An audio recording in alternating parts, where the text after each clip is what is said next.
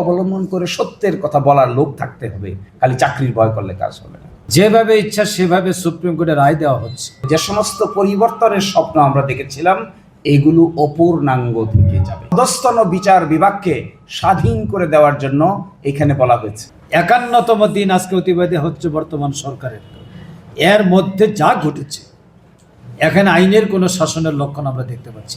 বদলির আদেশ দিতে পারবে না আইন মন্ত্রণালয়। আগস্টের পরে যদি সংস্কার কর্মকাণ্ড আমরা পরিচালনা সঠিকভাবে করতে না পারি, রাষ্ট্র ব্যবস্থার সংস্কার যদি হাজির করতে না পারি, তাহলে যে সমস্ত পরিবর্তনের স্বপ্ন আমরা দেখেছিলাম এগুলো অপূর্ণাঙ্গ থেকে যাবে। একটা রাষ্ট্রের পরিবর্তন প্রক্রিয়ার মধ্যে সবচাইতে বড় ভূমিকা রাখতে পারে আইনজীবীরা। 200-র বেশি সার্ভিস ও ফিচারে লেনদেনের সব বিকাশ অ্যাপে সম্ভব। আইনকে ব্যাখ্যা করা, ইন্টারপ্রিট করা। গতকালকে একটা রায় কপি বের হয়েছে, আমি আইনজীবী ছিলাম এই রায়ের মামলার। খুঁজে দেখবেন অধস্তন বিচার বিভাগকে স্বাধীন করে দেওয়ার জন্য এখানে বলা হয়েছে, এবং বলা হয়েছে অধস্তন বিচারকদের বদলি, ছুটি, পদোন্নতি এবং শৃঙ্খলা এগুলো আর রাষ্ট্রপতির উপর ন্যস্ত থাকবে না, এগুলো হবে হলো সুপ্রিম কোর্টের উপর ন্যস্ত থাকবে। এর মানে বদলির আদেশ দিতে পারবে না আইন মন্ত্রণালয়। এখন তো আদেশ পছন্দ না হইলে বদলি করে বান্দরবন, সুন্দরবন পাঠাইবে, আর পাঠাইতে পারবে। এই জন্য সরকার ভীত। সেকেন্ড, পদোন্নতি। বিচারকরা পদোন্নতির জন্য আইন মন্ত্রণালয়ে যায়, কত অসম্মানের, কত অশ্রদ্ধা। বিচারকরা পদোন্নতির জন্য আইন মন্ত্রণালয়ে যাবে কি কারণে? তাকে তো আইন মন্ত্রণালয়ের বিরুদ্ধে আদেশ দিতে হবে, অর্ডার দিতে হবে।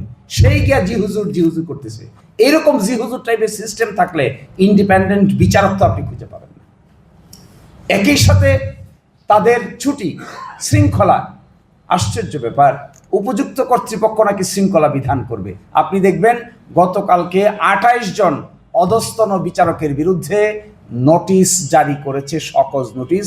কেন? ফেসবুকে তারা স্বাধীন বিচার বিভাগীয় সচিবালয়ের ব্যাপারে কথা তুলবে। It's a black day. This is sad time. You have to raise your voice. It should not be. It should not be. কে বলছে তাদেরকে সকজ করতে? আন্ডার হোয়াট ল? যে শৃঙ্খলাবিধির অধীনে তাদেরকে সকজটা করা হয়েছে, এই শৃঙ্খলাবিধি গতকালকে রায়ের মাধ্যমে অসাংবিধানিক ডিক্লেয়ার হয়েছে। এই পণ্ডিতের দল হয়তো তা জানেও না। তো সকজ যে করেছেন, আইন কোথায়? No law. Law has been declared unconstitutional, and you are issuing a Sokos notice as to why punishment will not be given because of your comment on the Facebook. Facebook আমি লিখব না? I can write my comment on Facebook. I want to be independent. I have every right to write my comment on Facebook. এবং আমি মনে করি এই নোটিশটা পাঠানোটা সম্পূর্ণভাবে হাইকোর্টের এই রায়ের অবজ্ঞা করে পাঠানো হয়েছে। একটা অনিবার্য ক্লেশের দিকে যাচ্ছে। একদিকে বিচারক স্বাধীন বিচার বিভাগীয় সচিবালয়ের অধ্যাদেশ বাতিল করার জন্য পার্লামেন্টে তুলেছে, আর একদিকে সুপ্রিম কোর্ট একটা রায় দিয়ে বলেছে যে রাষ্ট্রপতির কাছে আমরা আর দায়বদ্ধ নই, 3 মাসের ভিতরে বিচার বিভাগীয় সচিবালয় প্রতিষ্ঠা করুন। লাগুক একটা দরকার। পক্ষ অবলম্বন করে সত্যের কথা বলার লোক থাকতে হবে, খালি চাকরির ভয় করলে কাজ হবে না। শরীরও একটা বিরাট ব্যাপার। শরীরে না করলে ভালো উকিল হওয়া যায় না। স্টেমিনা একটা বিরাট ব্যাপার। স্টেমিনা না করলে হয় না। এমনও রাত চলে যায় যে রাত 2টা বেজে গেছে, 3টা বেজে গেছে, 4টা বেজে গেছে। যার সমাধান পাওয়ার কথা তার সমাধান পাওয়া যাচ্ছে না, সময় তো চলে যাচ্ছে। কালকে সকালে কোর্ট। ভালো উকিলরা সময় নেয় না, পচা উকিলরা সময় নেয়। গিয়া কালী বলে মাইলর সময় দেন, সময় দেন, সময় দেন। জজ সাহেব বুঝে গেছে যে ভিতরে জিনিস নাই, এই জন্য খালি সময় চায়। তো আপনারা যদি সময় চান, উনি আমাকে বলতেন যে জিন্দিগিতে কোনোদিন সময় চাইবা না, যা করার তুমি নিজে নিজে বলবা, আর কোর্টের সামনে গিয়ে নিজের প্রেস্টিজ কোনোদিন পাংচার করবা না। জজ সাহেবরা তো আমাদের দেশের আদালতের জজ সাহেবরা আইনজীবীদের সঙ্গে অনেকটা প্রভুবিত্তের মতো আচরণ করে। মনে হয় জানি দূর দূর কোম্পানি, কোনো রকম খালি তাড়াইয়া দিতে পারলেই বাসে। এইটার জন্য উকিলরাই দায়ী। উকিলরা গিয়া খালি দেন স্যার, বেল স্যার, দয়া করেন স্যার, এগুলো কইতে কইতে জজ বুঝে যায় ভিতরে জিনিস নাই, তখন ওই তুচ্ছতাচ্ছিল্য আচরণ করে। কিন্তু সত্যিকার অর্থে ভিতরে যদি আমার আপনার আর্গুমেন্ট থাকে, আইন থাকে, জিনিস থাকে, ম্যাটেরিয়াল থাকে, তাহলে ওই জজ সাহেব আমার আপনার কাছে আইন শিকার জন্য আসতে বাধ্য। যে লোকটা অ্যাসিস্ট্যান্ট জজ হিসেবে এখানে আসে, সে কদ্দূর লেখাপড়া জানে? বিশ্ববিদ্যালয়ে পাশ করে পরীক্ষা দিয়ে 6 থেকে 8 মাসের ভিতরে বিজেএস পরীক্ষায় পাশ করে প্রথম পোস্টিং হয়। আইন তো তিনি ভালো জানার কথা না। কিছু কিতাবি নলেজ আসে, কিন্তু বাস্তবে অর্থ তো ভালো জানার কথা না। এই জন্য কোনো কোনো বারে যারা সিনিয়র, সত্যিকার অর্থে সিনিয়র, ওনাদের কাছে দেখবেন বিচারকরা কোনো না কোনোভাবে দায়বদ্ধ থাকে। এজলাস থেকে নেমে চা খাওয়ার দাওয়াত দেয়, সবাইরে দেয় না, যারে দেয় ওই কার্যকর লোকটারই দাওয়াত দেয়, সবাইরে দাওয়াত দেয় না।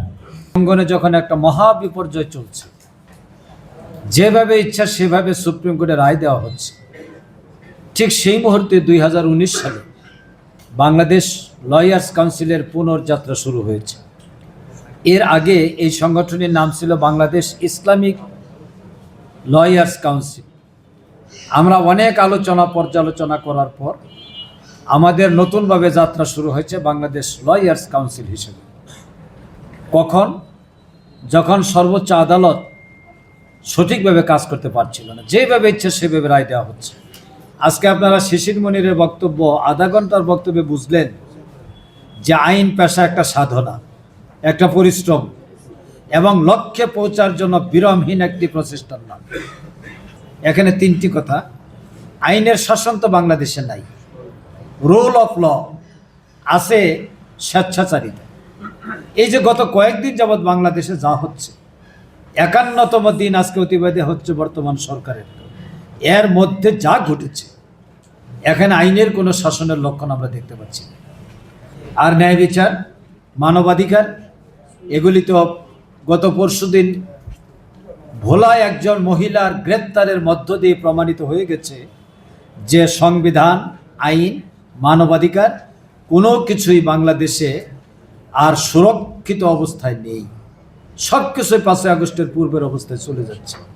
এর হাত থেকে বাঁচতে হলে কোর্টে যেমন প্র্যাকটিস করতে হবে, ঠিক তেমনি আইন অঙ্গনে আইনজীবীদেরকে সংঘবদ্ধভাবে আমাদেরকে লড়াই করতে হবে, এছাড়া বাঁচার কোনো উপায় নাই।